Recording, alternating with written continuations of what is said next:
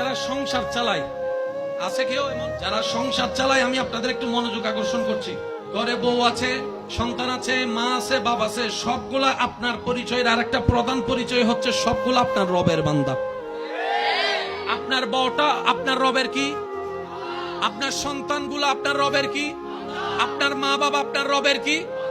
আপনি যদি এই নিয়তে তাদের সেবা করেন, আল্লাহ তোমার বান্দাদেরকে দিচ্ছি, ওই বান্দার রব আপনাকে আবার রিটার্ন করে 10 গুণ বাড়াই দিবে।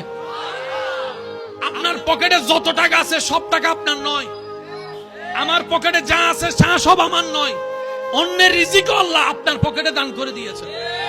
এবার আপনি সে 200 টাকা নিয়ে যখন ঘরে গেলেন, বউয়ে বলতেছে 50 টাকা দিলেন, 200 টাকা আপনি মনে করছেন আপনার, কিন্তু 50 টাকা তো বউ লয়ে গেছে। বাচ্চা এসে বলে বাবা কলম লাগবে 2টা, আবার দিলেন 50 টাকা।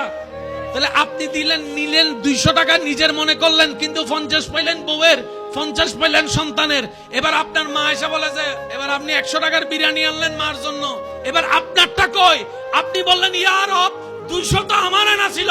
রব বলে যে তোর ছিল না, আমার বান্দার রিজিক আমি তোর পকেটে দিয়ে রেখেছিলাম। সেজন্য কাউকে যদি খাবান, কাউকে যদি সংসার চালান, অভিভাবক যদি হয়ে থাকেন, আজকে থেকে কাউকে খোটা দিবেন না। আমি খাওয়াচ্ছি তোকে, আমি চালাচ্ছি, তোর সংসার আমি দিচ্ছি, বাজার আমি করে দিচ্ছি, আল্লাহর ওয়াস্তে কথা বলবেন না। মনে মনে রবের দরবারে শুকরিয়া করবেন, আল্লাহ তোমার বান্দার সেবা আমাকে করার তৌফিক দিয়েছো, আল্লাহ সেটা যেন সুন্দরভাবে আদায় করতে পারে, তুমি দয়া করি বলো না।